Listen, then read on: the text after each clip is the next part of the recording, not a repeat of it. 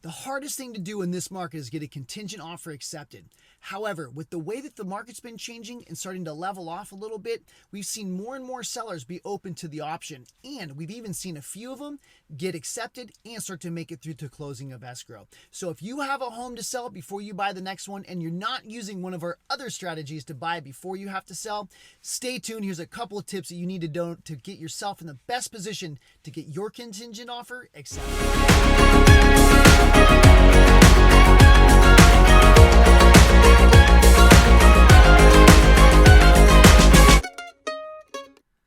Hello everybody, welcome back and happy Tips Tuesday. And that's right, the contingent offer conversation has really not been had for more than about 3 seconds in the last, at least this whole entire year. There's been so many offers on properties and so much competition, cash offers, etc. The sellers just really have not been open to the possibility of accepting or considering a contingent offer unless there's extenuating circumstances. However, with things starting to slow down, competition shrinking just a little bit, and buyers that do need to sell before they buy, still being a very big part of our market, some of those people are becoming more aggressive and more competitive than some of the non-contingent or even cash offers. So at a certain price, in a certain sort of terms, some sellers are now thinking that's actually not such a bad idea because they know that the other home is going to sell. It's just really a matter of timing and who's the agent who's actually quarterbacking that deal to make sure it all goes through. So here's a couple of tips for you to keep in mind and actually get ready to make sure that you are in the best position to get your contingent offer accepted.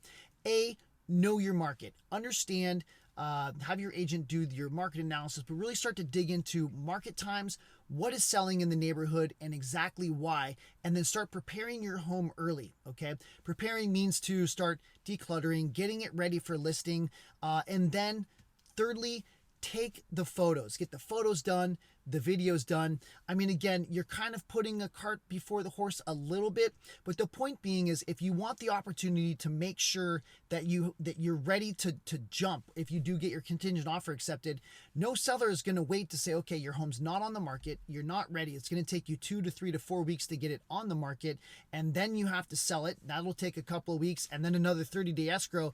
That might be about 90 days before that seller could sell the house when they actually could sell it to somebody else in about 2 to 3 weeks. So to make yourself more competitive, if you are ready to go, assets already completed so you can put it on the market day one of being accepted, that's only a 2-week lead time and maybe a 2-week marketing time and maybe a 30-day closing. This whole thing could be done in 45 days, which again, for the right price and circumstances and terms for that seller might be very attractive and something that they can stomach. So this market is changing. A contingent offer is not entirely out of the question. I'm not going to say that it's easy and that everybody's accepting it, but you have more opportunity now than you did 6 months ago. So if you have a home to sell and you're looking to buy a new home, now's the time to get started and get prepared coming into the end part of the year.